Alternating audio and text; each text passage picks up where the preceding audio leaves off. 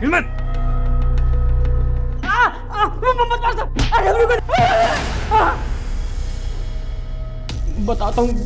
बताता हूँ। धर्मपाल का एक ऐसा राज हमें मालूम है जिसके पता चलते ही उसकी इज्जत मिट्टी में मिल जाती।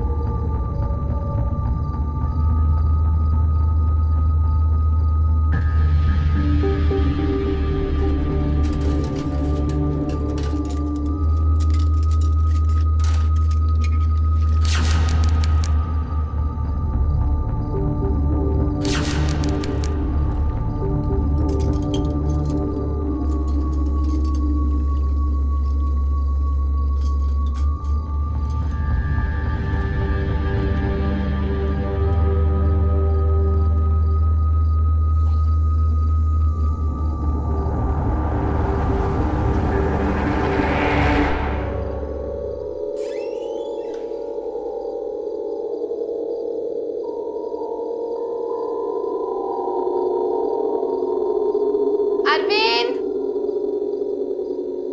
अरविंद, बेटा अरविंद, सोने का समय हो गया, जल्दी आओ।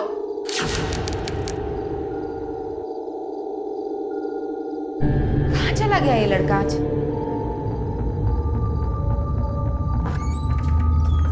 अरविंद, अरविंद,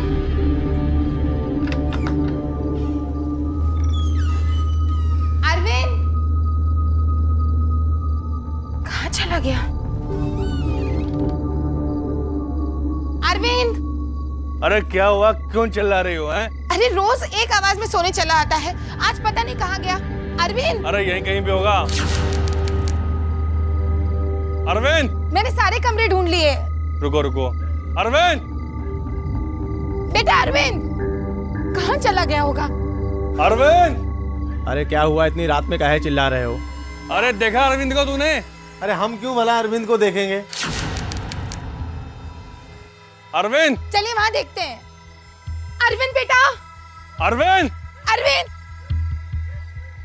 अरविंद, परेशान कर दिया इसने। अरविंद, जीजी, जीजी, जीजी, जीजी, जीजी जल्दी आओ। जीजी, क्या हुआ?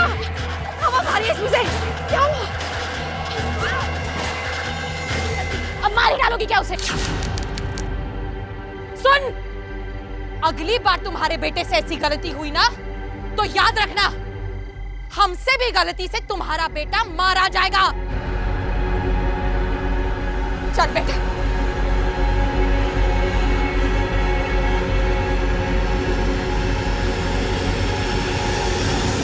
हर परिवार का आधार होता है उसके सदस्यों का आपसी रिश्ता। जब तक इन रिश्तों में मधुरता और मिठास बनी रहती है तब तक परिवार किसी भी कठिनाई का सामना कर सकता है। लेकिन अगर इन रिश्तों में कड़वाहट आ जाए तो यही रिश्ते नासूर बन जाते हैं। आमतौर पर परिवारों में बड़ों के बीच हो रहे झगड़ों का असर बच्चों पर भी पड़ता है और हालात काबू से बाहर हो जाते हैं। इस परिवार में भी ऐसा ही कुछ हो रहा था जो इस परिवार को एक खतरनाक मोड़ की तरफ ले जा रहा था। आइए देखते हैं इस परिवार और इसके अंदर छिपे राज और रिश्तों की कहानी।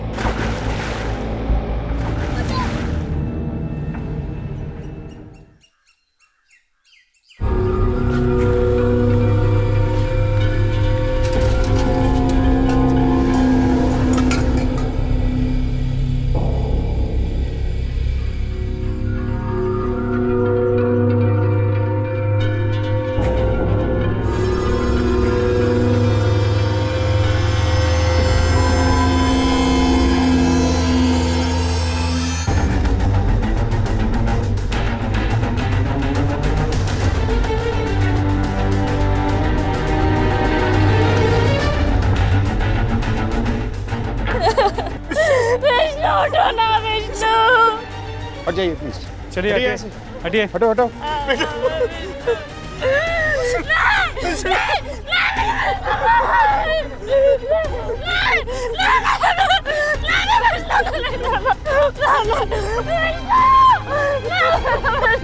संभालिए, देखिए अपने आप को संभालिए।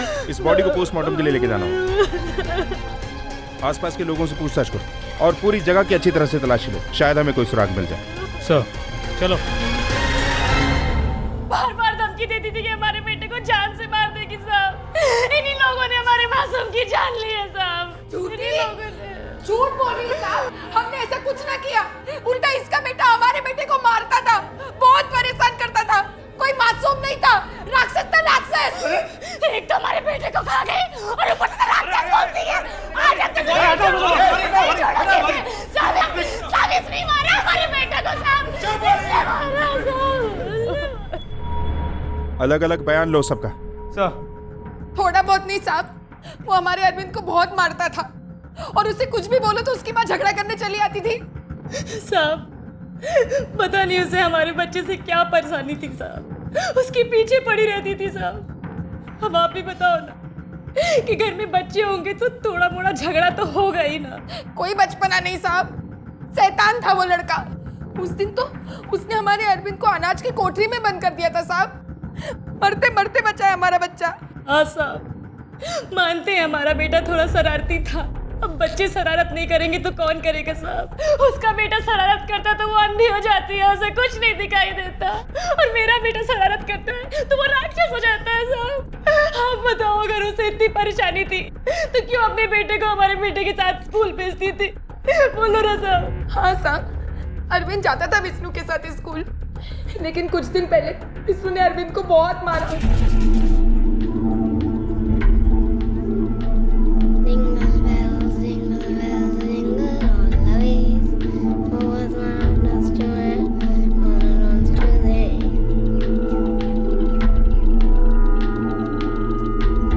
अरे जल्दी चल। क्यों कर रहे हो? मैं अपने पापा से आपकी शिकायत करूंगा। हाँ हाँ कर दियो। पिछले बार का हुआ नहीं और गुंडे की तरह लड़ाई कर रहे हैं। गुंडा? अरे तेरा बेटा गुंडागर्दी करता है, ऊंट के जैसा लंबा हो गया लेकिन छोटे से बच्चे पे धौंस जमाता है। इतनी हिम्मत है तो अपने बराबर वालों के साथ जाके लड़े ना। बकवास मत कर समझी, अपने आप को देख और अपने बच्चे को देख, उसके बाद मुझसे कुछ कहने तू आना। अपने आप को देख। आप हमारे बेटे को सारे के देखिए, सारा घर का खर्चा हमारा पर ही चला रहा है। कौन आगे नहीं चलाइए, मेरा गल कोई कह दिया। हम कुछ नहीं बात नहीं सुनी, हम कुछ छोड़ो नहीं, आप बोल रहे हैं।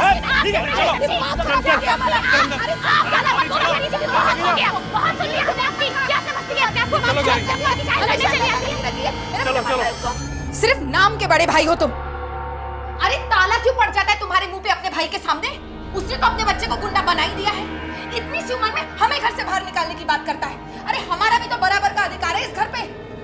मैं कह देती हूँ, अगली बार अगर उसने मेरे अरविंद पे हाथ उठाया ना तो अच्छा नहीं होगा। अरे अच्छा बाबा पहले शांत हो जाओ, बात करता हूँ उनसे। हैं शांत हो जाओ। जीजी सा कम करो। जीजी विष्णु ने बहुत मारा है, इसे बहुत चोट लगी है। मैं दवाई लगा देती हूँ उसे, और कुछ खाया भी नहीं इसने। ज्यादा प्यार दिखाने की जरूरत नहीं है। नौकरानी है, नौकरानी बन के रहे। माँ बनने की कोशिश मत कर, समझी? चल जा रसोई में अपना काम कर, जा। मेरा बच्चा रो मत। कहाँ लगी तुझे? अरे चल मैं तुझे दवा लगा देती हूँ, चल। तब से हमने उसे स्कूल जल्दी भेजना शुरू कर दिया। कितनी जल्दी? 1 घंटा पहले साहब आज वो स्कूल जल्दी निकल गया था। कितना जल्दी? करीबन साहब रोज से आधा घंटा पहले। देखिए हमने बॉडी को पोस्टमार्टम के लिए भेज दिया। ये एक्सीडेंट है तो ठीक है, लेकिन अगर कोई और इसके लिए जिम्मेदार है तो वो हमारे हाथों से बचेगा। आप लोग जा सकते हैं।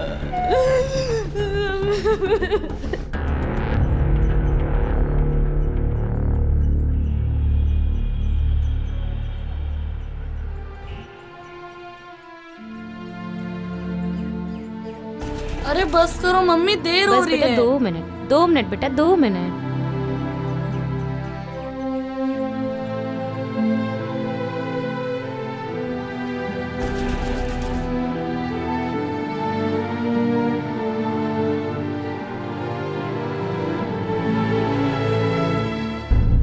ये जो लड़का मर गया विष्णु, उसके बारे में क्या जानते हो? हाँ साहब, यहीं से वो रोज स्कूल जाया करता था अपने भाई के साथ में। हाँ, उसका बड़ा वाला भाई विष्णु जो था ना, उसको चाहे परेशान करता था। ऐसा लगता था भाई नहीं कसाई है वो कई बार क्या है उसके कपड़े उतार कर पेड़ों पर लटका दिया करता था और छड़ी से मारते हुए स्कूल ले आया करता था।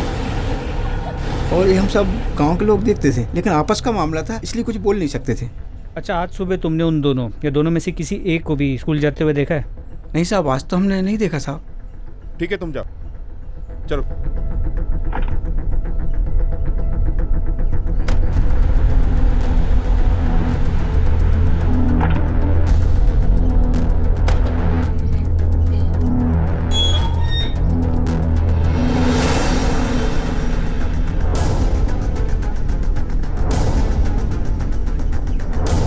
धर्मपाल,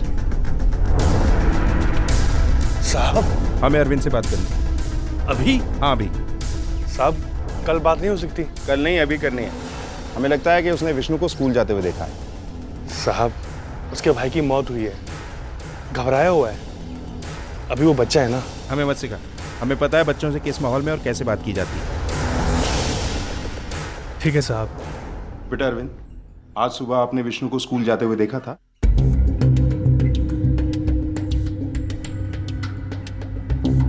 बताओ बेटा, देखा था आपने विष्णु को?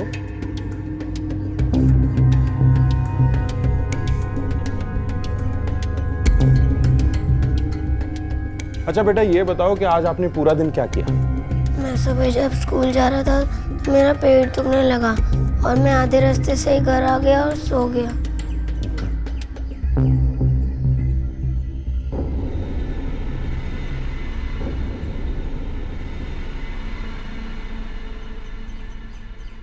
सर कुछ तो मसला है। माँ बाप ने इस बच्चे को सिक्का पड़ा के रखा है। मुझे लगता है कि या तो ये घबराया हुआ है या कुछ तो जानता है। हमें इसे अकेले में बात करनी चाहिए, ये भी अपने माँ बाप के साथ ना हो।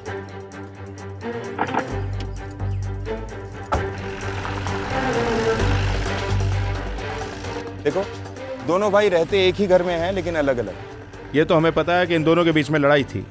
अब इनके जानने वालों से ये पता करते हैं कि लड़ाई कितनी सीरियस थी। मुझे नहीं लगता ये कोई एक्सीडेंटल डेथ है। और जिस तरह से रेखा अपने जेठ जेठानी पे इल्जाम लगा रही है, दाल में जरूर कुछ काला है। पूरी तफ्तीश करो दोनों भाइयों और उनकी बीवियों की। कहीं ऐसा ना हो कि आपसी रंजिश में निशाना एक मासूम बच्चा बन जाए। ये तो तय था कि ये परिवार अपने अंदर कुछ गहरे राज छुपा रहा था और इसी वजह से धर्मपाल और गौरी अपने बेटे अरविंद से गलत बयानी करवा रहे थे। क्या ये विष्णु की मौत से जुड़ा कोई ऐसा राज था जिसमें धर्मपाल और गौरी शामिल थे और अरविंद को इस बात की जानकारी थी और जिसे छुपाने के लिए उसके अपने माँ बाप उससे झूठ बुलवा रहे थे? लेकिन वो क्या राज था जिसकी वजह से एक 10 साल के बच्चे का बेरहमी से कत्ल कर दिया गया था? क्या इस परिवार की आपसी लड़ाई ने एक भयानक मोड़ ले लिया था या फिर विष्णु की मौत का राज कुछ और ही था? क्या बताऊं साहब, दोनों भाई आपस में झगड़ते रहते थे और उनके झगड़े में हम मजदूर पिल जाते थे। रामदास भाई तो मजदूरों का खून चूसते थे और धर्मपाल भाई हमारा पैसा। राजेंद्र भाई तो 2 मिनट के लिए कोई मजदूर अगर बैठ आता था तो उसके दिन भर की दिहाड़ी काट लेते थे और धर्मपाल भाई वो तो अपनी दारू और अय्याशी में बिजी रहते थे। धर्मपाल भाई तो साहब सिर्फ तनख्वाह वाले दिन ही मिलते थे। तो पैसे वाली बात तो बताइए। कौन सी बात? बताता हूँ ना साहब। अरे शांत हो जाओ साहब, आ रहे हैं, पैसे मिल जाएंगे। खड़े रहो भाई, चिल्लाने से पैसे थोड़े नहीं मिलेंगे। आपका रोज का ये परेशानी रहता, पैसे नहीं रहते। थोड़ा सब्र करो, पैसे मिल जाएंगे तुम लोगों को। साहब आने वाले हैं। अरे पैसा चाहिए हमें। लो आगे। अरे हमको पैसा चाहिए। मतलब चुप। पैसा आ गया है। पैसा पैसा पैसा, ये ले मार दे। आवाज नीचे। चलो एक एक करके आओ। चेतन पटेल, अंगूठा लगाओ।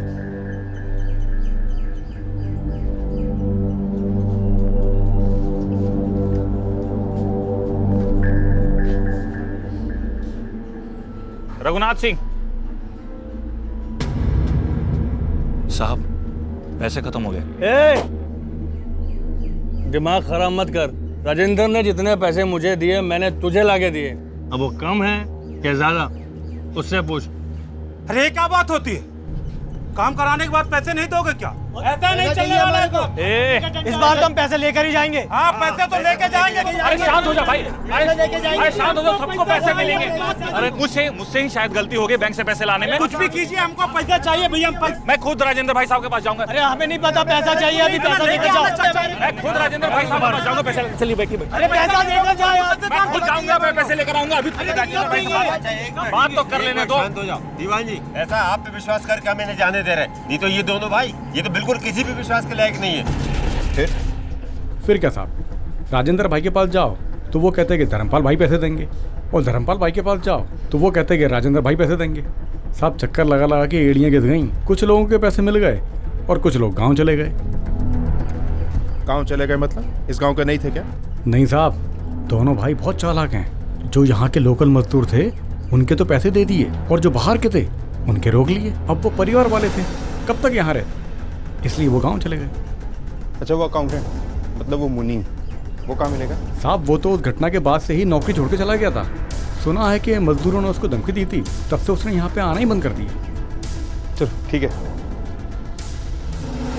लड़ाई झगड़ा तब होता है साहब जब लोग बराबर के हो, और यहाँ तो जब भी लड़ाई हुई है हमेशा विष्णु के कारण ही हुई। वो ही हमेशा अरविंद को मारता पीटता था, परेशान करता था। कोई बचाओ मुझे, अम्मा बचाओ। अब आप ही बताइए साहब, ऐसे कौन से माँ बाप होंगे जो विष्णु के ऐसे बार बार करने पर उसको सबक नहीं सिखाना चाहेंगे? तो तुम्हारा मतलब है कि विष्णु को धर्मपाल या गौरी में से एक ने या दोनों ने मिलकर मारा है? मेरा वो मतलब नहीं था साहब। तो क्या मतलब है तुम्हारा? मार सकते हैं या नहीं, एक बात बोल। हमें नहीं मालूम साहब, मार भी सकते नहीं भी मार सकते। सच्ची में साहब हमको नहीं मालूम। चलो।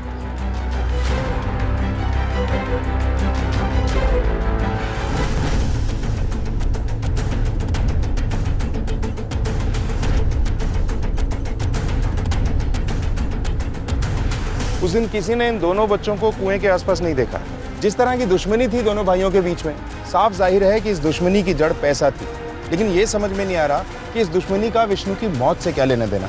एक काम करो, दोनों भाइयों के फाइनेंशियल रिकॉर्ड चेक करवाओ। Yes sir.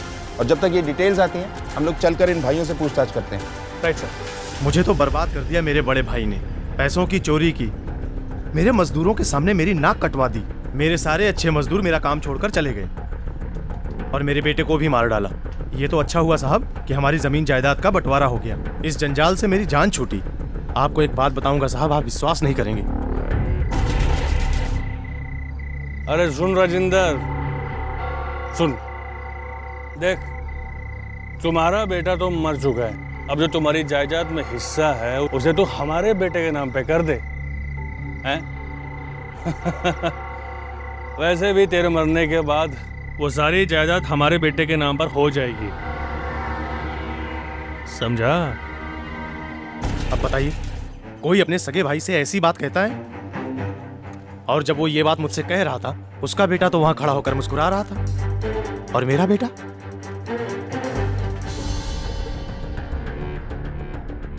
तो अब ये बता कि कैसे मारा विष्णु? भगवान कसम साहब, हमने नहीं मारा। अच्छा, तो तूने नहीं मारा, फिर किसने मारा? तेरी बीवी ने या तेरे बेटे ने? नहीं साहब, साहब हम में से किसी को कुछ नहीं मालूम। सच बोल रहे हो? साहब मारना मत साहब, हम सच बोल रहे हैं। नहीं बेटा, तू घबरा मत, बाबा को कुछ नहीं होगा। साहब आप ही सोचिए, वो हमारा भतीजा था और हम अपने भतीजे को काहे मारेंगे? क्योंकि तुम दोनों भाई कम और दुश्मन ज्यादा थे। नहीं साहब, वो तो बस क्या, हमें सब पता है। तूने उन पैसों में भी घपलत किया है जो राजेंद्र तुझे खेतों में काम कराने के लिए देता था। नहीं साहब, ये सच नहीं है साहब, वो हमको बदनाम कर रहा है। खुद उसने पैसे कम दिए, अब इल्जाम हम पे डाल रहा है। साहब आपको गलत फहमी हुई साहब। गलत फहमी? पुलिस को? सर एक काम करते हैं, इसे लॉकअप में डाल देते हैं, फिर इसकी ये गलत फहमी दूर हो जाएगी कि पुलिस को गलत फहमी है। माँ कसम साहब, हम कुछ नहीं जानते, हमने कुछ नहीं किया। कान खोल के सुन ले, हमें सब पता चल जाता है कि कब किसने क्या किया है। जा यहाँ से अब।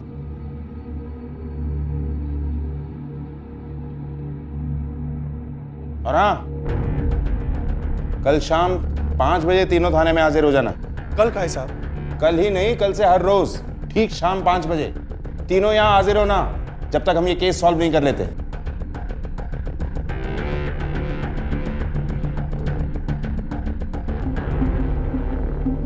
सर इस लड़के की मौत पानी में डूबने से नहीं हुई, क्योंकि इसके लंग्स में पानी बहुत कम था। इसका दाहिना कंधा टूटा हुआ है और इसके सर पर किसी भारी चीज से चोट पहुंचाई गई है, जिसकी वजह से इसकी मौत हो गई। बाद में इसे पानी में डुबा दिया गया है। डॉक्टर साहब, क्या ऐसा हो सकता है वो चोट जो इसके सर पे लगी, जिसकी वजह से इसकी मौत हुई, वो कुएं की किसी दीवार से टकराने से या पानी के नीचे किसी पत्थर से टकराने से लगी है? नहीं, अगर इसका शरीर कुएं की किसी दीवार से टकराया होता तो इसके शरीर पर कहीं ना कहीं खरोच का निशान होता, लेकिन इसके पूरे शरीर पर कहीं भी कोई खरोच का निशान नहीं। और पानी के अंदर ये किसी चीज से इतनी जोर से टकराए, ये पॉसिबल नहीं है, क्योंकि पानी ऑलरेडी उसकी स्पीड को तोड़ देगा। वो तो इसके सर पर किसी भारी चीज से चोट पहुंची है जिसकी वजह से इसकी मौत हुई है।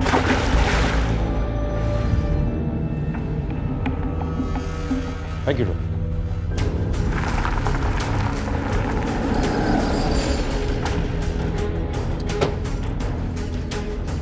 पीठ पर चोट, कुछ अजीब बात।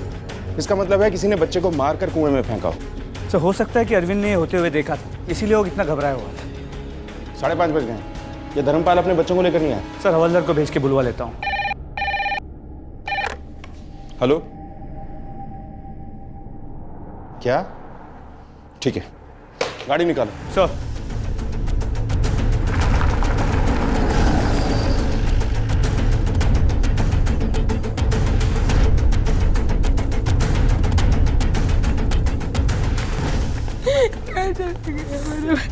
क्या समझ रखा हम लोगों को? खड़े हो। कहानी सुनाएगा हमें? तेरा बच्चा खो गया है, झूठ बोलता है। नहीं साहब, हमारा अरविंद खो गया है। सब जगह ढूंढ लिया, कहीं नहीं मिल रहा। बोल, कहाँ छुपा के रखा अपने बेटे को? बोल। माँ कसम साहब, हम सच बोल रहे हैं साहब, हमको कुछ नहीं मालूम। साहब हम अपने बेटे को क्यों छुपाएंगे? क्योंकि उसने ऐसा कुछ देख लिया था जिसका ताल्लुक विष्णु की मौत से था, और तुम लोग हमसे वो छुपा रहे हो। नहीं साहब, ये सच नहीं है साहब, हम सच बोल रहे हैं। हमारा बेटा सच में खो गया साहब, मेहरबानी करके हमारा ढूंढ दीजिए। हाँ साहब, हमारे अरविंद को ढूंढ दीजिए, आपकी बहुत मेहरबानी होगी।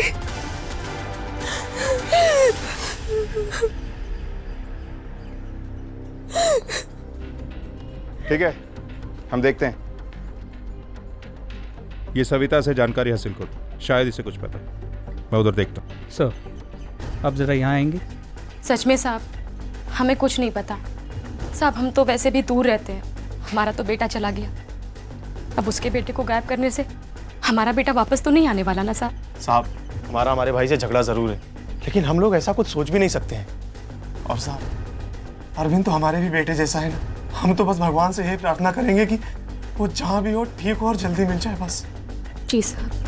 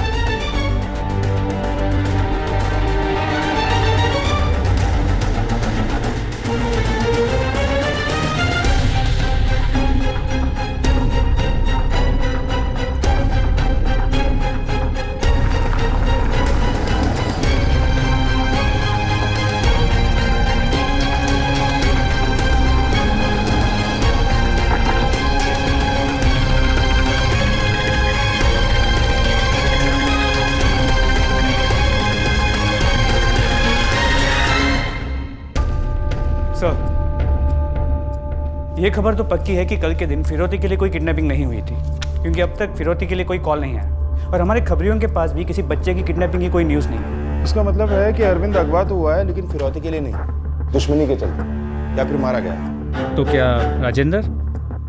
हो भी सकता है और नहीं भी हो सकता। एक संभावना तो यह है कि धर्मपाल को फिरौती की खबर आ गई थी और उसने किसी डर से हमें नहीं बताया, और दूसरी ये कि इस परिवार से किसी की दुश्मनी है जिसके चलते वो इस घर के बच्चों को नुकसान पहुंचा रहा है। वजह चाहे जो भी हो, इसकी जड़ तक पहुंचने के लिए हमें दोनों भाइयों पर नजर रखनी पड़ेगी। क्या अरविंद के गायब होने के पीछे उसके दिल में दफन वो राज था जो उसने पुलिस के सामने नहीं खोला था? और अगर ऐसा था तो ये राज निश्चित तौर पर विष्णु की मौत से जुड़ा था। या कहीं ऐसा तो नहीं था कि इस गुनाह का जिम्मेदार कोई और था जो इस परिवार के बच्चों को नुकसान पहुंचाना चाह रहा था? लेकिन अगर ये सच था तो इसकी वजह क्या थी? पुलिस के लिए केस अब एक रहस्य बनता जा रहा था।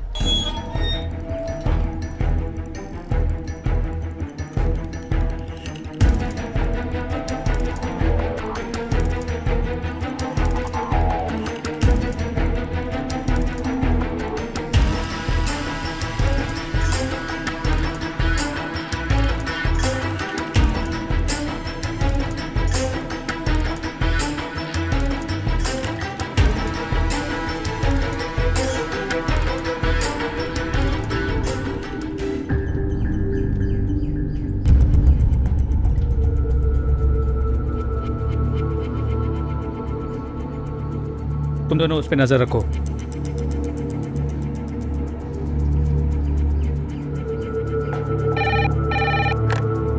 हेलो सर, धर्मपाल ने अभी अभी बैंक से 2 लाख रुपए कैश निकाले। इससे पहले भी कई बार उसने बड़ी रकम विड्रॉ की है सर। इतनी बड़ी रकम? हो सकता है फिरौती के लिए हो। पीछा करो उसका। तो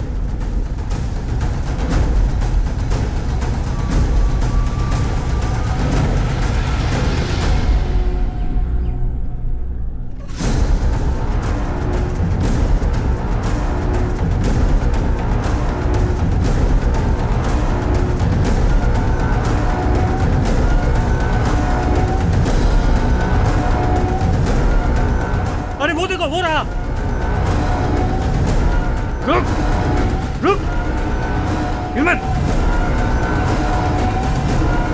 चल चल। अरे अभी मैंने किया, बहुत बचा। अरे बताओ हमें किसने किया, बताओ हमें किसने किया।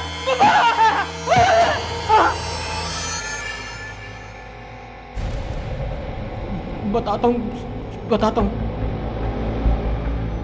वो कहा है कि हम धर्मपाल को ब्लैकमेल कर रहे थे क्योंकि धर्मपाल का एक ऐसा राज हमें मालूम है जिसके पता चलते ही उसकी इज्जत मिट्टी में मिल जाती। ये बता कि ये राज तुझे कैसे पता? जल्दी बता। ये देखो, ये है अपना घर।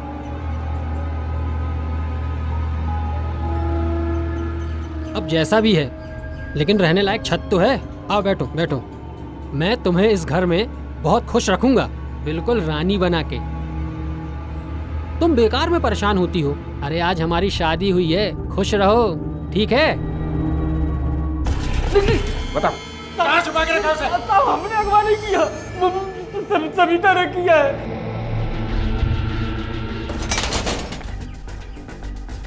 ढूंढो।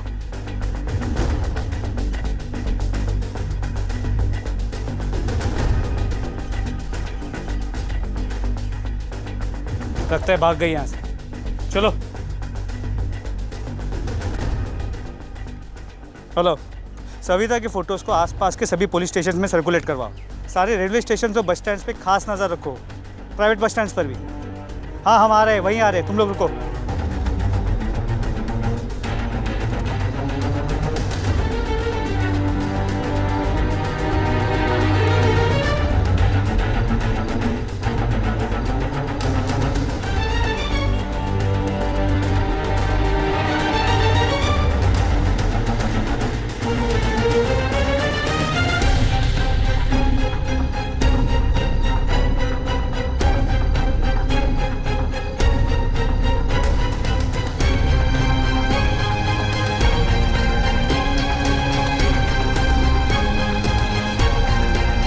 किसे देखा है?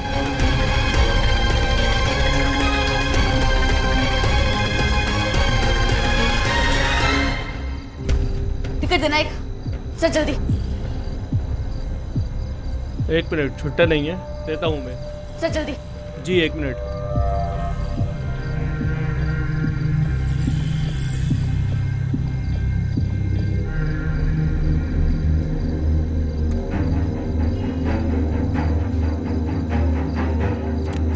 रुक रुक,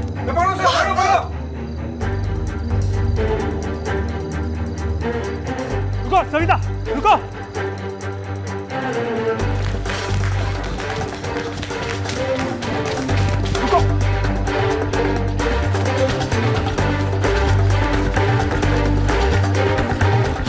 सुमित्रा, जब तुम वापस ना हो ना, यही इंतजार करना, कहीं जाना मत। मैं आती हूँ वापस अभी, है ना? यही रुकना।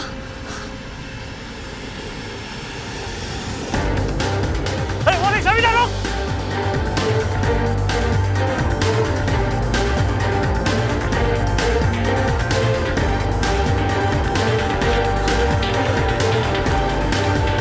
रुक रुक रुक। बता ना।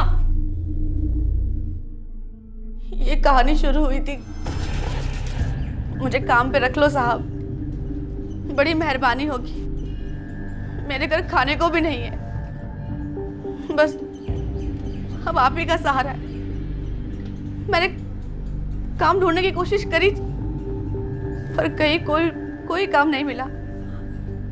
सोचा आप लोग तो मेरे अपने हो, आप तो साथ दोगे ना, इसलिए यहाँ चली आई।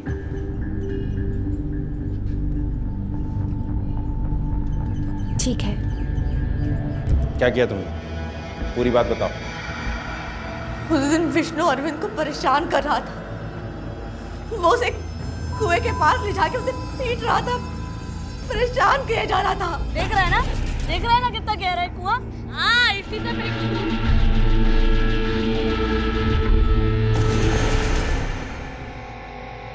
क्यों मारा तुमने विष्णु?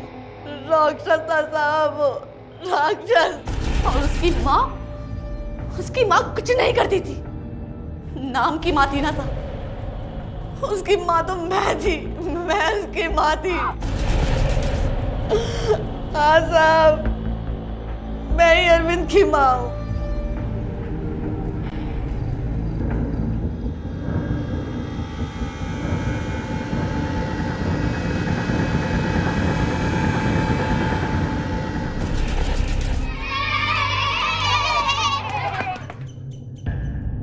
एक लाख है, रख ले।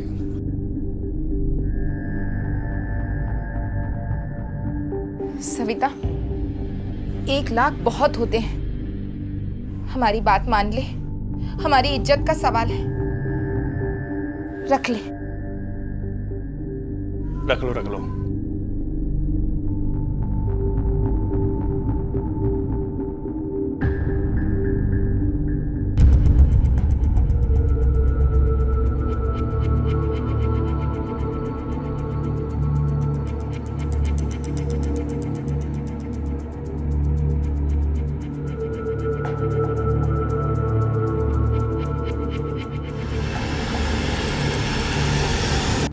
हमने 9 महीने साहब, 9 महीने उसे अपने पेट में रखा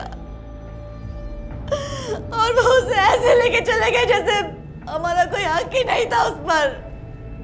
जी भर के देखने भी नहीं दिया हमें। जब तुम वापस उस घर में काम करने गई तो ये क्यों नहीं बताया कि तुम्हारी शादी हो चुकी है? मदन ने कहा था। अरविंद के जन्म के बाद जब मैं मदन से मिली तो सब कुछ जानते हुए भी उसने मुझे अपनाया, मुझे शादी करी।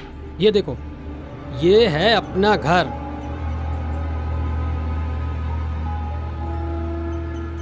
अब जैसा भी है, लेकिन रहने लायक छत तो है। आओ बैठो, बैठो। मैं तुम्हें इस घर में बहुत खुश रखूंगा, बिल्कुल रानी बना के।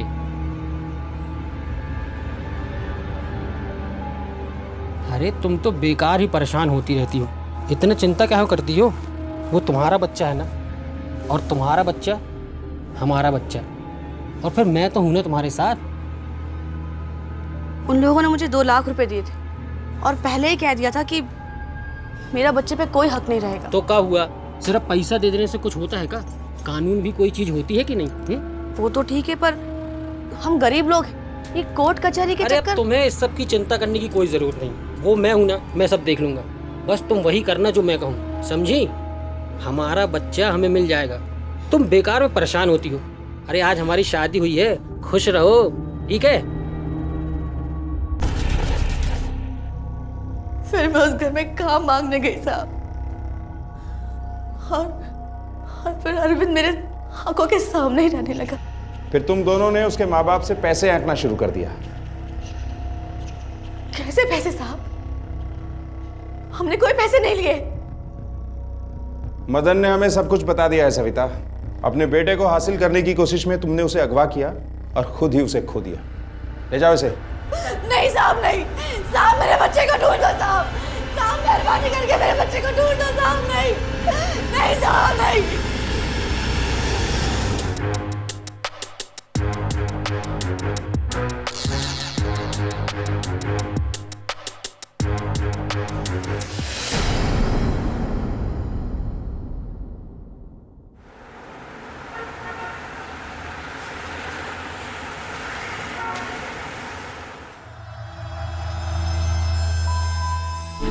फिर रुक साले।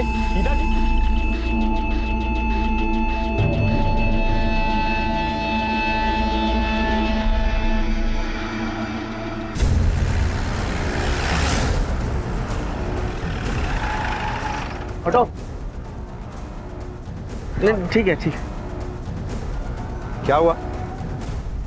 किसके साथ मारपीट हुई तुम्हारी? कौन लोग थे वो? पता नहीं साहब, मैं तो अपनी गाड़ी में बैठने आ रहा था, तब तक कहां से आ गए और मुझे मारने लगे। किसी का चेहरा याद है? नहीं साहब, कुछ मौका ही नहीं दिया उन लोगों ने, मारना चालू कर दिया आते ही। मुझे कुछ पुलिस कंप्लेंट नहीं करनी है, मुझे जाने दीजिए प्लीज।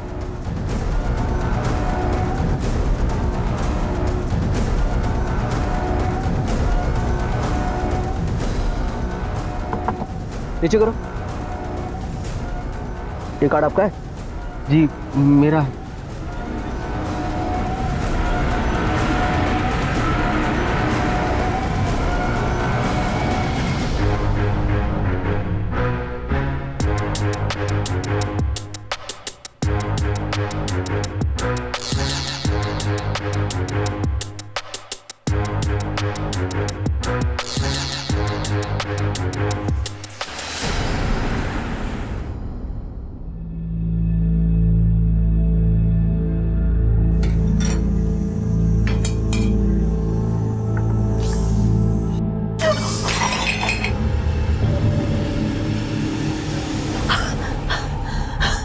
तोड़ दो, सब तोड़ दो, पूरे घर में कचरा फैला दो।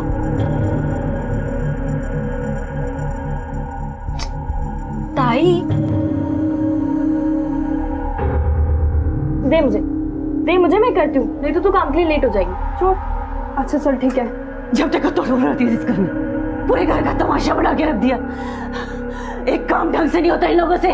हाँ, एक काम ढंग से नहीं होता। आई पागल हो गई मैं, पागल बना दिया। आई पागल बना दिया। शांत हो।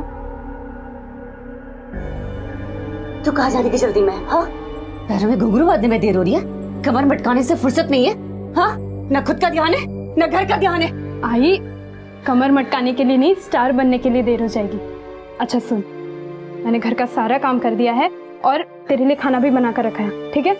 तू प्रीतिला सांग ती तुला दे, ठीक है? हाँ, और खाने से पहले ये दवाई ले लेना, मैं यहाँ रख रही हूँ, याद से ले लेना, ठीक है ना? मुझे ऑफिस के लिए लेट हो रहा है, मैं तुझसे शाम में मिलती हूँ। जब देखो हवा की तरह आती जाती रहती, न किसी चीज का ध्यान है न खुद का ध्यान है। अरे इतनी चिंता मत कर, मैं तुझसे शाम में मिलती हूँ, ठीक है? तू अपना ख्याल रख।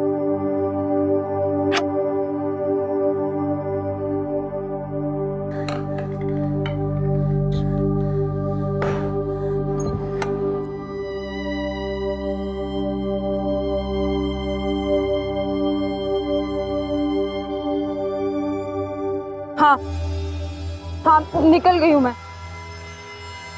ऑटो।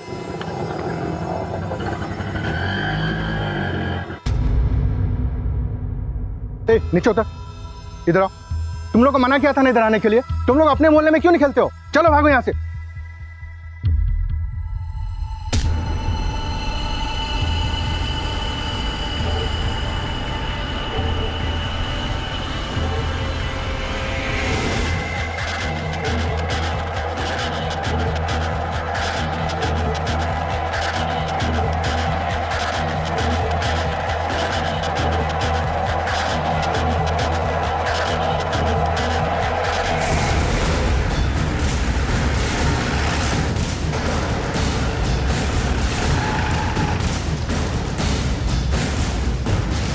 सर, लड़की की उम्र लगभग 20-21 साल की है, इस बिल्डिंग में नहीं रहती है।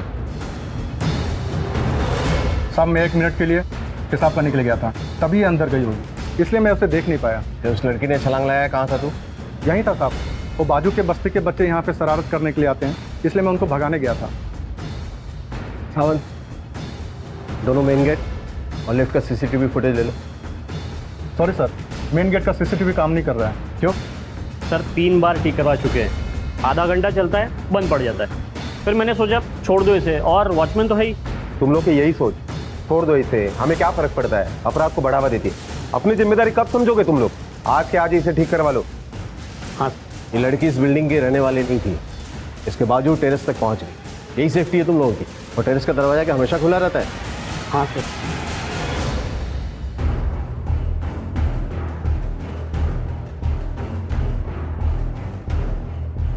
सर यहाँ पर इतनी सारी बिल्डिंग्स होने के बावजूद भी यही बिल्डिंग क्यों चुनी? सावन, अगर इस लड़की ने ये बिल्डिंग सुसाइड करने के लिए ऐसे ही रैंडमली सेलेक्ट किया, कुछ तो मिलना चाहिए उसका। पर्स, मोबाइल, हमें कुछ भी नहीं मिला। सर ऐसा भी हो सकता है कि वो लड़की यहीं कहीं एरिया में रहती हो और जानबूझकर वो मोबाइल और पर्स साथ में नहीं लाई ताकि उसकी पहचान छुपी रहे।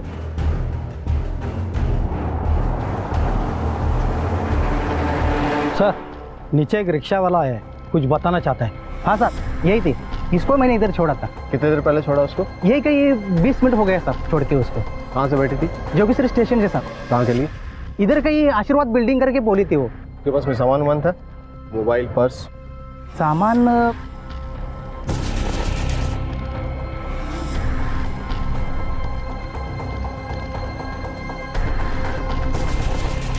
हाँ साहब, उसके पास मोबाइल भी था और पर्स भी था। सर इसका मतलब वो इसी बिल्डिंग में आना चाहती थी, ऐसे ही रैंडमली छुपकर नहीं घुसी थी वो यहाँ पर। सावध, पूरे चांसेस है कि इसने सुसाइड नहीं किया। वो यहाँ किसी से मिलने के लिए आई तो वही उसे टेरेस पर लेकर गया था। उसे पता था कि टेरेस का दरवाजा खुला है। धक्का देने के बाद उसका पर्स और मोबाइल लेके भाग गया होगा ताकि उसकी पहचान ना हो सके। वो इसी बिल्डिंग में है। एक काम करो, हर फ्लैट में जाओ, सबसे पूछो किससे मिलने के लिए आई।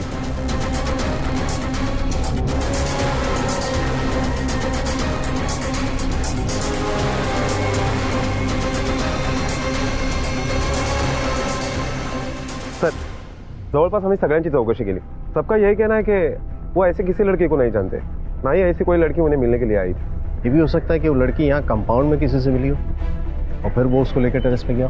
सर अगर कंपाउंड में वो लड़की किसी से मिली है तो टेरेस पे जाने के लिए जरूर लिफ्ट का इस्तेमाल किया होगा। हमें लिफ्ट के सीसीटीवी फुटेज में वो इंसान दिख सकता है। करेक्ट। सर, मैं 4 बिल्डिंग आगे 20वें माले पे रहता हूँ। कुछ देर पहले मैं अपनी गैलरी में खड़ा था तो मैंने देखा कि किसी ने एक लड़की को धक्का मार के छत से नीचे गिराया सर। अब धक्का मारने वाला लड़का था या लड़की, इतनी दूर से समझ नहीं पाया सर मैं।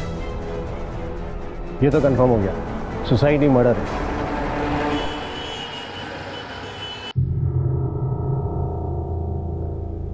पापा, सुबह से 50 बार फोन कर चुकी हूँ ताई को, फोन ही नहीं लग रहा है, स्विच ऑफ आ रहा है। काहे को परेशान हो रही है? कहीं काम में फंसी होगी, आ जाएगी।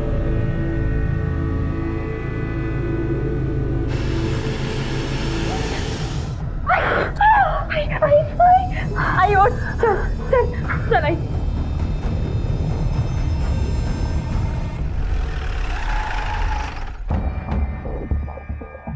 सर लिफ्ट के सामने वाले कैमरे में सिर्फ दीवार दिखाई दे रही है, लिफ्ट या स्टेयरकेस का एरिया दिखाई नहीं दे रहा, जिससे ये नहीं पता चल रहा है कि कौन आया और कौन गया।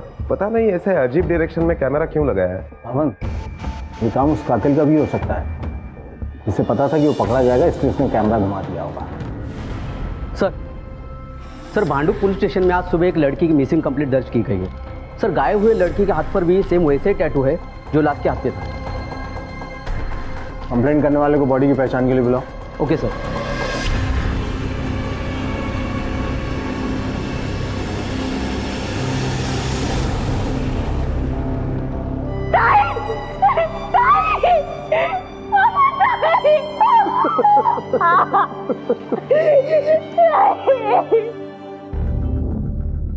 साहब, पूनम की रात को पैदा हुई थी मेरी बेटी। बोले तो पूनम की चांद की जैसी गोरी खूबसूरत, तभी तो हम नाम भी पूनम भी रखे थे। उजाला थी मेरे घर का साहब, अब देखो अंधेरा करके चली गई साहब। क्या करती थी आपकी बेटी? पढ़ रही थी? अब सर सेकंड ईयर में थी, घर की जिम्मेदारी की वजह से आर्ट्स ली थी, बाद में काम पे भी जाना होता था और घर का खर्चा बिर्चा सब वही चलाती थी। क्यों, तुम कुछ काम नहीं करते? सब 2 साल से बहुत कोशिश किया लेकिन कहीं नौकरी नहीं मिली। 2 साल पहले एक मिल में काम करता था। वो मिल बंद पड़ी, तब से बेकार हूं साहब। इसलिए सारा बोझ अकेली पूनम ही उठाती थी। क्या काम करती थी आपकी बेटी? साहब मैं ज़्यादा पढ़ा लिखा नहीं हूँ साहब, कि कुछ कंप्यूटर में कुछ लिखने का काम करती थी और 20,000 रुपये पगार था उसका। तुम्हारी बड़ी बहन थी ना, तुम्हें तो बताती होगी सब। उसकी किसी से खास दोस्ती थी? मालूम नहीं। किसी से दुश्मनी? पता नहीं।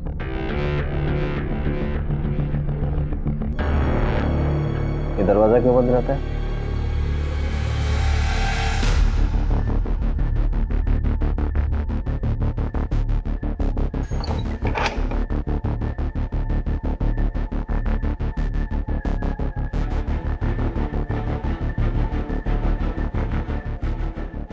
सब ये मेरी बाइक को है, पूनम की आई।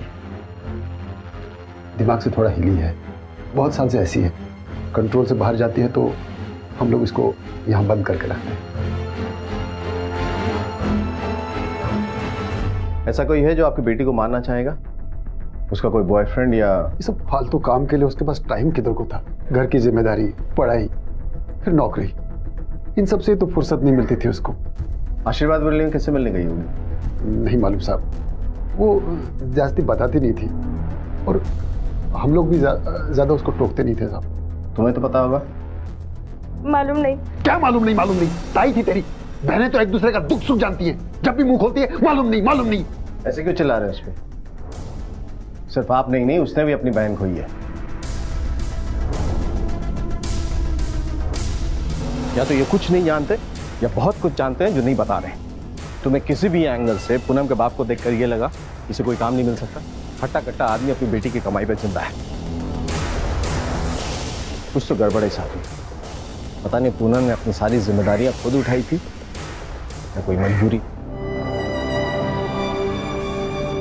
मैं तो शाम में मिलती हूँ, ठीक है? तू अपना ख्याल रख। सर, पूनम के मोबाइल का लास्ट लोकेशन जोगेश्वरी आ रहा है, जहां उसका फोन ऑफ हुआ था। कातिल ने उसका मर्डर करने के बाद उसका फोन स्विच ऑफ किया और कहीं फेंक दिया। सर, संतोष बोराटे नाम के आदमी ने पूनम को कई बार फोन किया था। हालांकि जिस दिन कत्ल हुआ उस दिन भी सुबह 9 बजे के करीब उसका ही सबसे आखिरी कॉल था पूनम के मोबाइल पर। ये उसका बॉयफ्रेंड भी हो सकता है।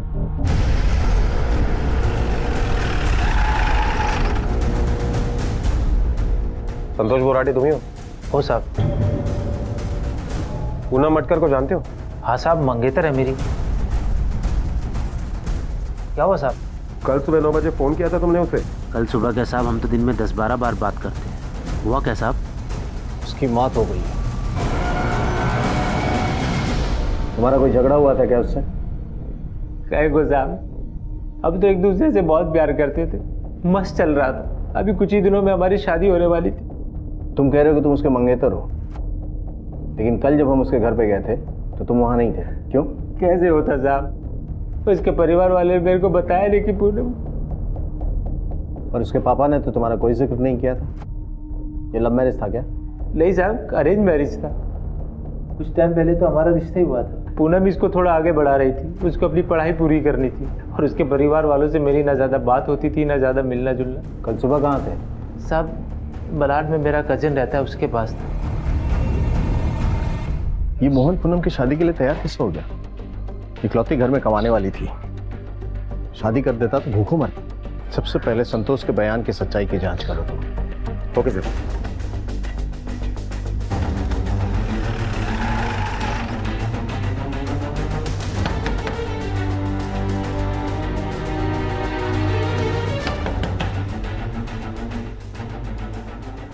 अमर साड़ोंगे? हाँ साहब, मैं ही हूँ। संतोष बोराटे को जानते हो? हाँ जानता हूँ साहब। कल सुबह तुम्हारे घर पर आया था वो? हाँ साहब, इंडिया ऑस्ट्रेलिया की मैच थी, वो देखने के लिए आया था। पूरी मैच देखी? हाँ साहब। कोहली ने सेंचुरी बनाई? कोहली ने किधर साहब, सेंचुरी तो अजिंक्य ने बनाई थी। ये पूनम मटकर को जानते हो? हाँ साहब, संतोष के मंगेतर है। जोगेश्वरी में आशीर्वाद बिल्डिंग में कौन रहता है तुम्हारा? आशीर्वाद बिल्डिंग? ये तो मैंने पहली बार नाम सुना है साहब। साहब क्या हुआ वो तो बताओ। साहब संतोष पूनम का मंगेतर था। हाँ साहब। तो ये बात कल हमने जब पूछी तब क्यों नहीं बताई? साहब आप बॉयफ्रेंड के बारे में पूछे थे, मंगेतर के बारे में किधर पूछे? आप पूछे होते तो मैं बता देता। बाप बेटी का कत्ल नहीं कर सकता क्योंकि मकसद नहीं है, बल्कि जिंदा रखने का मकसद है। वो अकेली घर में कमाने वाली थी, वो गई तो इनकी भूखमरी शुरू। सर संतोष के पास झगड़ा करने का तो मकसद है लेकिन मारने का नहीं। अगर है भी तो कत्ल के वक्त वो अमर के साथ मलाड में मैच देख रहा था, ये साबित हो चुका है। अगर ये दोनों नहीं है तो तीसरा कौन है? उसे पूनम को मारा। सर ये पूनम मटकर की पोस्टमार्टम रिपोर्ट आई है। पूनम 2 महीने की प्रेग्नेंट थी, कहीं यही वजह तो नहीं इस मर्डर? नहीं साहब, मैं नहीं मानता आपकी इस रिपोर्ट को। मेरी बेटी ऐसी वैसी लड़की नहीं थी साहब। प्रेग्नेंट होने का मतलब ये नहीं है कि आपकी बेटी ऐसी वैसी थी। मुद्दा ये है कि उसको इस हाल में छोड़कर गायब कौन हुआ। अब आप ये बताइए कि संतोष के अलावा उसके जिंदगी में और कोई था? साहब मैं बोलता हूँ ऐसा नहीं हो सकता है। अगर आपकी रिपोर्ट सही है तो ये संतोष ही होगा साहब जिसने ये किया है।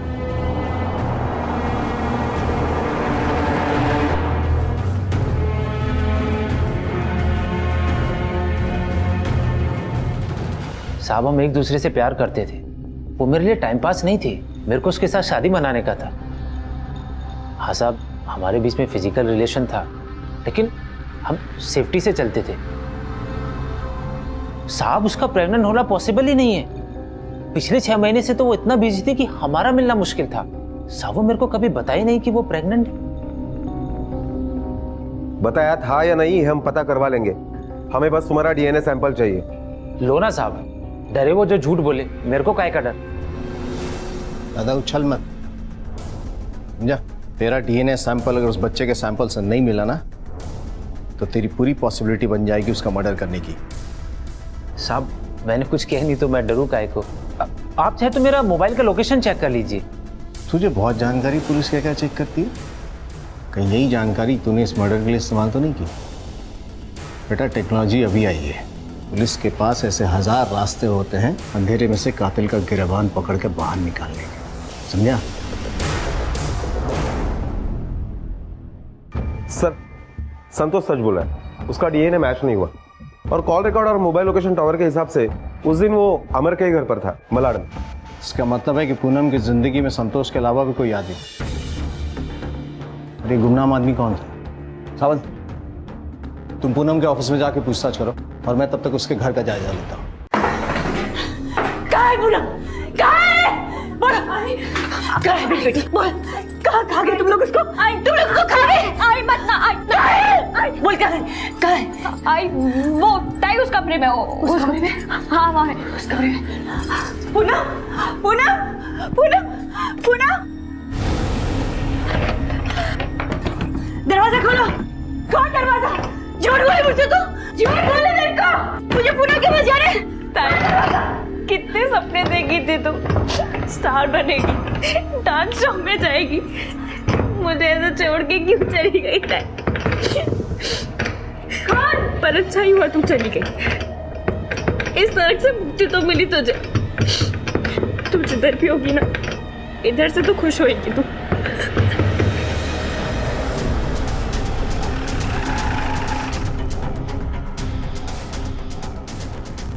सर इसी बिल्डिंग पे चौथे माले। सर पूनम तो इधर ही काम करती थी लेकिन वो किसी ज़्यादा घुलती मिलती नहीं थी, लंच के बाद निकल जाती थी।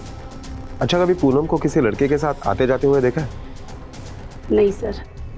साहब उसे डांस का बहुत शौक था, बड़े बड़े सपने थे।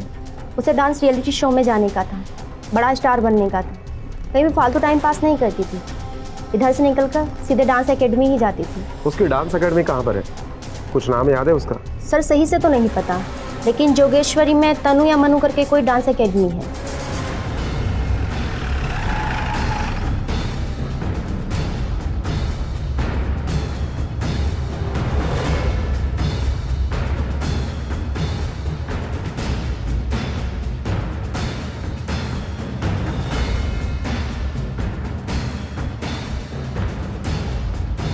सर ये डांस क्लास बिल्कुल आशीर्वाद सोसाइटी के सामने ही है।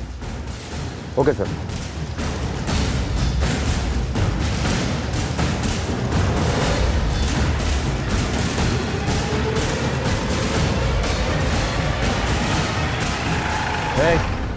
चलो गाड़ी में बैठो, बात करनी है, बैठो। चलो बैठो। चलो। हमारी बेटी तनुजा एक एक्ट्रेस थी और कमाल की डांसर भी। डांस उसका जुनून था, पर 7 साल पहले एक एक्सीडेंट में उसकी मौत हो गई। बस उसकी याद में उसका नाम और शौक जिंदा रखने के लिए हम ये तनु डांस एकेडमी चलाते हैं। बाजू के रूम में ही उसकी क्लासेस चलती हैं। 3 तारीख को पूनम एब्सेंट थी, वो क्लास नहीं आई थी और दिन मंगलवार था।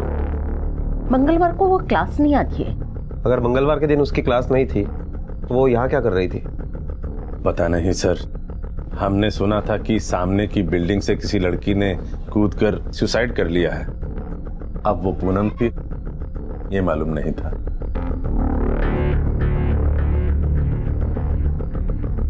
क्या हो पापा, ये पुलिस क्यों आई हुई है? साहब ये हमारा बेटा नीरज है, तनुजा से छोटा है।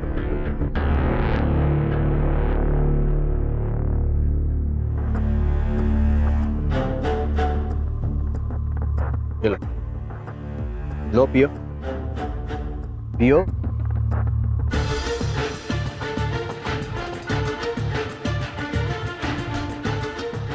देखो हम जानते हैं कि तुम झूठ बोल रही हो, कि तुम्हें पूनम के बारे में कुछ भी नहीं पता, उसके काम के बारे में, उसके डांस क्लास के बारे में। हम ये भी जानते हैं कि तुम अपने बाबा के डर से कुछ नहीं बोल रही। क्या तुम नहीं चाहती कि पूनम को इंसाफ मिले, उसके कातिल को सजा मिले? अरे वो अकेली नहीं थी, एक और जिंदगी पल रही थी उसके अंदर। एक नहीं 2 कत्ल हुए हैं। क्या तुम अब भी पूनम और उस नन्ही सी जान को इंसाफ नहीं दिलाना चाहती?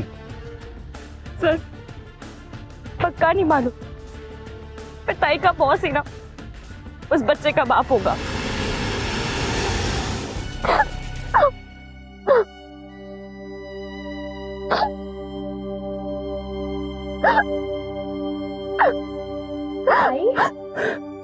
भाई क्यों रो क्यों रही है? क्या हुआ? प्रीति, मेरा बॉस मुझे बहुत परेशान करता है। वो यहाँ वहाँ हाथ मारता है और अब तो वो चाहते हैं कि वो उसके साथ, मैंने उसके साथ अगर सोने से मना किया तो मुझे जॉब से निकाल देगा।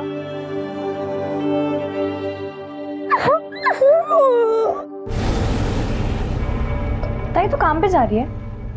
ताई तूने तो कहा था कि तेरा वो बॉस जो है वो नहीं, वो प्रॉब्लम सॉल्व हो गई। ताई बोलती थी पर मुझे लगता है कुछ ठीक नहीं हुआ था। ताई के सपने भी जैसे टूट से गए थे। ताई के बॉस ने उनसे जबरदस्ती की होगी और ताई ने भी मजबूरी में।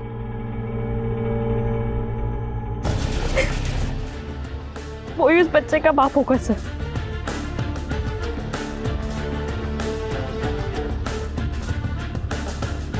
एक्सक्यूज मी, क्या आप भी यहाँ डांस सीखने आती है? नहीं जी, मैं यहाँ पे डांस सिखाती हूँ। आपसे एक बात पूछनी थी। क्या? क्या पूनम नाम की लड़की यहाँ पर डांस सीखने आती थी? उसका कोई बॉयफ्रेंड, मतलब किसी के साथ अफेयर था? बॉयफ्रेंड और अफेयर का तो मुझे पता नहीं। हाँ, लेकिन ओनर का जो बेटा था नीरज, उसके साथ उनकी काफी बातें होती थी और जब भी हम जाते थे उनके पास वो चुप हो जाते थे, साथ में ही आते जाते थे। ओके, थैंक यू, आप जा सकती हैं। सब आपको जिसने जो कुछ भी बताया सब झूठ बताया साहब। सर मैं क्यों किसी 2 टके के एम्प्लॉय के साथ अफेयर करूंगा? सर इज्जतदार शादीशुदा आदमी हूं मैं। वो मेरी डांस एकेडमी की स्टूडेंट से ज्यादा मेरे लिए और कुछ नहीं थी। झूठ बोल रही है उसकी बहन।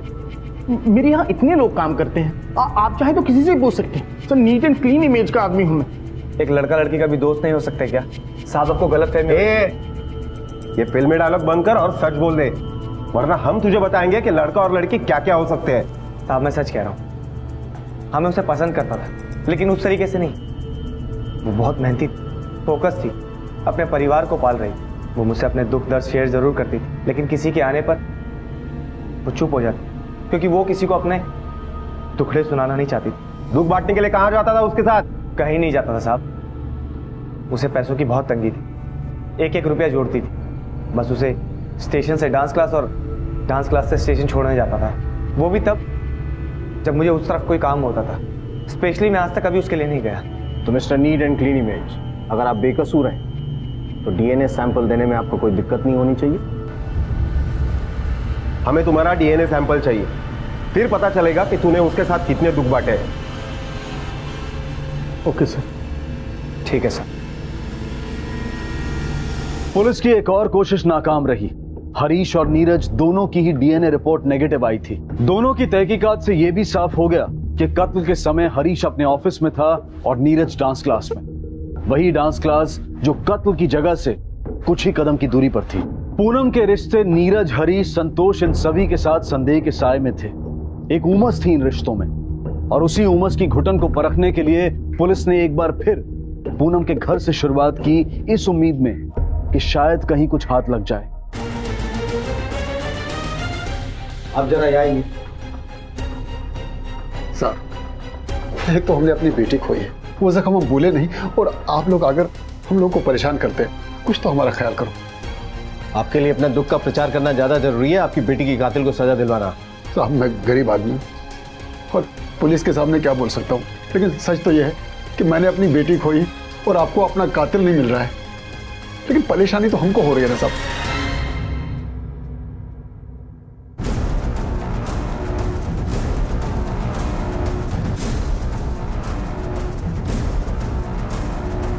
सर ये कार्ड मिला है। सर मैंने पहले भी ऐसे कार्ड देखा था, वो आशीर्वाद बिल्डिंग के पास एक आदमी के साथ मारपीट हुई थी।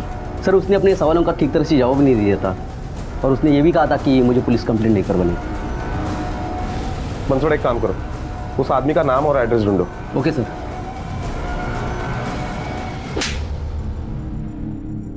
सर कौन सी पूनम, किसका मर्डर, मैं सचमुच नहीं जानता हूँ। आप क्या कह रहे हो सर? जिस दिन पूनम का मर्डर हुआ उसके एक दिन पहले उसी आशीर्वाद सोसाइटी के सामने तुझे गुंडों ने धोया था, और तू कह रहा है कुछ भी संबंध नहीं है। तेरा मार खाने का शौक ना हम भी पूरा कर सकते हैं, और हम सिर्फ धोते नहीं है, सुखाते भी है, और सूखने के बाद आदमी किसी लायक नहीं रहता। सर मेरे यकीन कीजिए, मैं सच कह रहा हूँ। मैं अपनी बीवी बच्चों की कसम खाता हूँ, मैं किसी भी पूनम को नहीं जानता हूँ।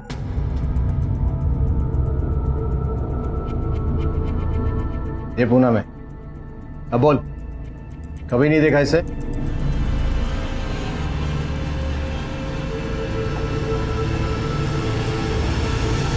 इधर देख, जब गुंडों ने तेरी धुलाई की थी ना, तो ऐसा ही कार्ड तेरे पास मिला, और यही सेम कार्ड पूनम के पास भी मिला। अब बता, क्या संबंध है तेरे, पूनम और इस कार्ड के बीच में? बोल। देख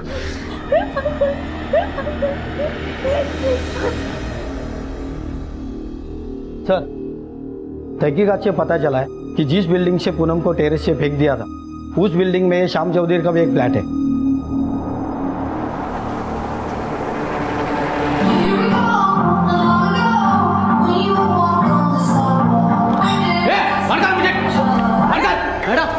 क्या क्या चले उठ। वो क्या बहुत नाच लिया, चल अब टाइम आ गया। अभी कुछ नहीं किया। मैंने पूनम को नहीं मारा सर। मैं उसे क्यों मारूंगी? उसके मरने से हमें तो नुकसान ही हुआ, पैसा जो आना बंद हो गया। गलत काम में हाथ डाला था, बस सिर्फ इतनी ही गलती थी। हमने कभी किसी से जबरदस्ती नहीं की। गलत काम नहीं करते तो क्या करते? सीधे रास्ते से इतना पैसा कहाँ कमाया जा सकता है? अब कम में गुजारा करना पॉसिबल नहीं था हमारे लिए। तनुजा ने फिल्मों में काम करके बहुत पैसा कमाया था। धीरे धीरे हमारा लाइफस्टाइल ही बदल गया, रहन सहन, खाना पहनना सब। दीदी की कमाई से हम शान शौकत की जिंदगी जी रहे थे, और जब हमें उस शान शौकत की लत लग गई तो एक दिन रोड एक्सीडेंट में दीदी की मौत हो गई। कमाई बंद हो चुकी थी, लेकिन खर्चे कम नहीं हुए थे। साल 2 साल में सारा पैसा खर्च हो गया। फिर हमें कमाई का एक नया रास्ता दिखा। तनुजा के नाम से हमने डांस एकेडमी खोली। पर उस उतनी सी कमाई से हम लोगों का लाइफस्टाइल मेंटेन नहीं हो पा रहा था, इसलिए हमने दूसरा रास्ता अपनाया। मुंबई में ऐसी लड़कियों की कमी नहीं है जो स्टार बनना चाहती हैं, जो रातों रात पैसा कमाना चाहती हैं। नाम शोहरत पैसा कमाने के लिए लड़कियां कुछ भी करने को तैयार हो जाती हैं। और हम उन्हें ये लालच देकर किसी के साथ भी सोने के लिए तैयार कर लेते थे। शुरू में हम लोग उन्हें प्रोड्यूसर्स के पास भेजते थे, ये बोल कर के उनका फ्यूचर सेट हो जाएगा, और फिर उसके बाद हम उनका ब्रेन वॉश करते थे कि जो काम एक बार किया है वो दोबारा करने में प्रॉब्लम क्या है। एक दो बार में लड़कियों की शर्म खत्म हो जाती थी, फिर ना उन्हें फर्क पड़ता था ना हमें, बस फिर नोट गिनते थे। मैं अंधेरी, जुहू और बांद्रा के पॉश इलाकों में आने जाने वाली गाड़ियों में लोगों को कार्ड बांटता। लड़की चाहिए तो कॉल कर। जब भी कोई हमें उस नंबर पर कॉल करता तो हमारा कॉल रिकॉर्ड किया हुआ नंबर डज नॉट एक्सिस्ट सुनाई देता। लोग उसे फेक नंबर समझकर फ़ोन काट देते, और वो हमने इसलिए लगाया था कि ताकि यदि कोई हमें पकड़ने की कोशिश करे तो उसे भी वो नंबर गलत समझ में आए। फिर उसके बाद हम लोग उसी नंबर पर पीसीओ से कॉल करते थे। जिसे भी लड़की चाहिए होती थी उसे मेरी बहन तनुजा की फ़ोटो भेजते थे। हीरोइन की फ़ोटो देखकर सबकी लाट टपकती थी, कोई देखने नहीं जाता था कि वो जिंदा है या मर गई। हम लोग आशीर्वाद के फ्लैट पर उन लोगों को बुलाते थे। बिल्डिंग के गेट पर मैं उन लोगों से पैसे ले लेता था और हमारा सिक्योरिटी गार्ड उन्हें आगे का रास्ता दिखाता। तुम लोगों ने घटियापन की सारी हदें पार कर दी, अपनी मरी हुई बेटी तक को बेच दिया। कस्टमर जब पूछता था कि वो कहाँ है तो क्या बोलते थे? हम बोलते थे कि उसकी तबीयत खराब हो गई, अभी किसी और से काम चला ले, अगली बार तुम्हें वही मिलेगी। ज्यादातर लोग मान जाते थे, लेकिन ये निखिल अड़ गया। मुझे ये लड़की चाहिए, ये इसके लिए मैंने पैसे दिए, नहीं दे सकते हो तो पैसा वापस करो। उसने पुलिस के पास जाने की धमकी दी, इसलिए हमने उसे पिटवाया। पूनम को भी इसी तरह फंसाया था तुमने? वो भी स्टार बनना चाहती थी, लेकिन दूसरी लड़कियों की तरह पागल नहीं थी, और ना ही वो दूसरी लड़कियों की तरह हमारे पास आई थी, बल्कि वो तो एक क्लाइंट के थ्रू हमारे पास पहुंची थी। कौन क्लाइंट?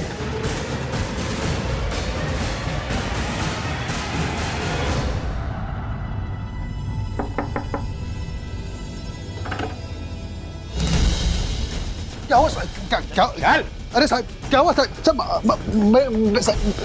अरे मैंने क्या किया साहब? मैंने कुछ नहीं किया साहब, मैंने कुछ नहीं किया। मैं काय को अपनी बेटी को मारेगा साहब? तेरे जैसे घटिया आदमी से तो बातचीत होनी ही नहीं चाहिए, सीधा फैसला होना चाहिए। किसी भी बच्चे के लिए तेरे जैसे बाप होने से तो अच्छा है कि वो अनाथ हो। अपनी बेटी का सौदा किया तूने, उसके बाद बाजार में बिठा दिया लोगों के नोचने के लिए, और अब अपनी छोटी बेटी को बेचना चाहता है। क्या करता साहब? घर में खाने को रोटी नहीं, जेब में फूटी कौड़ी नहीं। पूनम काम पे लग गई तो 2 महीना ठीक से गया था, और फिर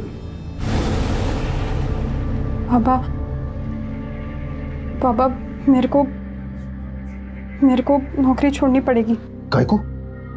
पापा वो मेरा बॉस वो मुझे साथ में सोने को बोला है, तो इसमें सोचना क्या है? हाँ बोल दे। पापा देख, तू जिधर भी जाएगी ना ऐसे ही लोग मिलेंगे, तो सती सावित्री बन के नहीं चलेगा। तू नौकरी छोड़ेगी तो क्या हम लोग नाके पे भीख मांगने जाएंगे? घर कैसे चलेगा? तू हाँ बोल दे। वो मेरी बात सुनी, नौकरी बच गई। कुछ दिन सब ठीक चला साहब। फिर एक दिन अंधेरी में मैं खड़ा था तो मेरे को एक कार्ड मिला। लड़की चाहिए तो फोन कर।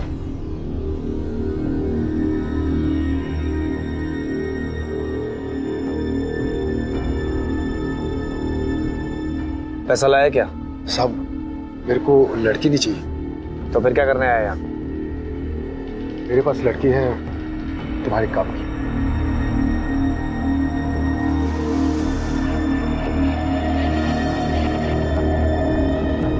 प्रीति, तुझे पता है बाबा ने मेरे लिए डांस क्लास ढूंढी है।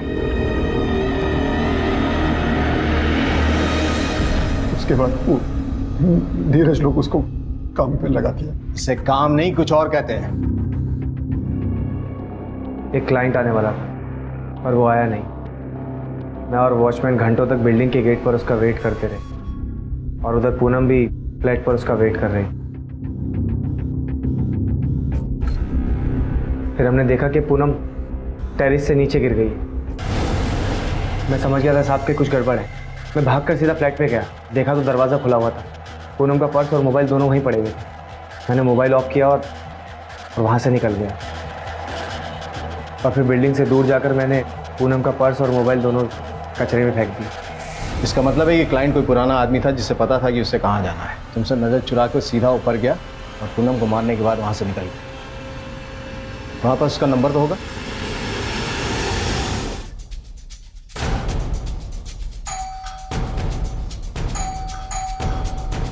सावंत,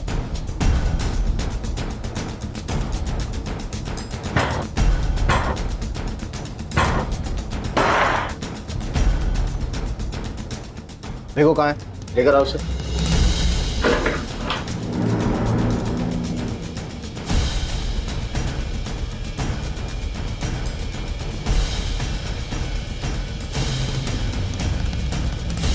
सर,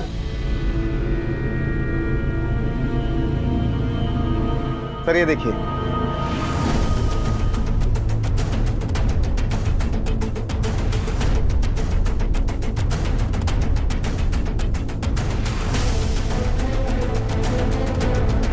संतोष,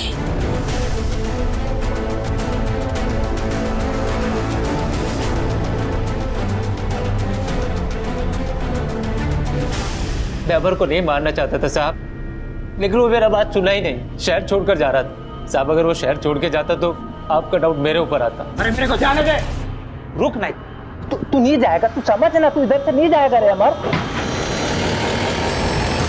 अमर तो गलती से मारा और पूनम वो भी गलती से मरी। उसको मैं ही मारा साहब। क्यों मारा? साहब अमर को कॉलगर्ल के पास जाने की लत थी। ऐसे ही वो एक दिन पूनम को मिला।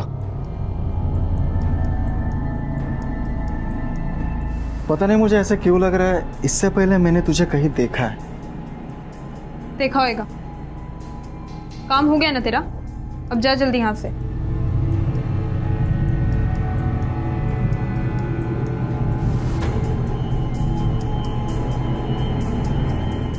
वो अमर से कभी मिली नहीं साहब, इसलिए उसको पहचानी नहीं। लेकिन मैंने अमर को अपने फोन से उसका फोटो दिखाया।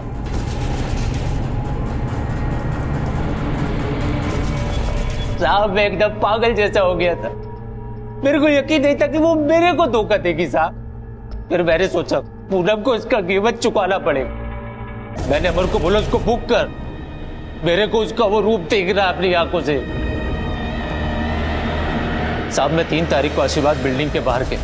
चाची उधर से वॉचमैन अंदर गया, मैं सीधा बिल्डिंग के अंदर गया, अमर के बताए हुए फ्लैट की तरफ। पूरे रास्ते साहब मैं यही सोचता रहा कि उधर पूनम ना हो। जैसे मैं उधर पहुंचा और घंटी बजाई, दरवाजा खोला तो मुझे यकीन नहीं हुआ साहब जब मैंने पूनम को वहां देखा। साहब जब मैंने उसका वो रूप देखा, मैं उधर से सीधा छत पे गया, मेरे पीछे पीछे आई। उसके बाद साहब मुझे कुछ सुनाई नहीं दिया वो क्या बोल रही थी। मेरे कानों में कुछ नहीं जा रहा था साहब। प्लीज संतोष, एक बार बात सुन लो प्लीज प्लीज। जो तुमने देखा वो मैंने मजबूरी में किया था, मैं नहीं करना चाहती थी। तुम जानते हो मैं तुमसे बहुत प्यार करती हूँ, है ना? पूनम ने जो किया मजबूरी में किया, अपने बाबा के दबाव में आकर किया। उसकी गलती सिर्फ इतनी थी कि उसने आवाज नहीं उठाई। संतोष को पूनम के कत्ल के लिए, हरीश खन्ना को सेक्सुअल हैरेसमेंट के लिए और सुनीता, श्याम, मोहन और नीरज को देह व्यापार के जुर्म में सजा हुई। अगर पूनम अपने पिता की बेगैरत और वाहियात शर्तों के सामने झुकी ना होती तो शायद आज वो जिंदा होती। अपने परिवार की जिम्मेदारी हर इंसान को उठानी चाहिए, लेकिन ध्यान ये रहे कि ऐसा कुछ भी ना करें कि आप अपनी ही नजरों में गिर जाएं। अब मैं अनूप सोनी आपसे विदा लेता हूं, फिर मुलाकात होगी अगले एपिसोड में एक और चौंका देने वाले केस के साथ। तब तक अपना और अपने परिवार का ख्याल रखें और देखते रहें क्राइम पेट्रोल डायल 100। सबक एक को सीख हम सबको। जय हिंद। क्राइम पेट्रोल के और भी दिलचस्प कहानी देखने के लिए हमारे चैनल को सब्सक्राइब करें और बेल आइकॉन दबाना न भूलें।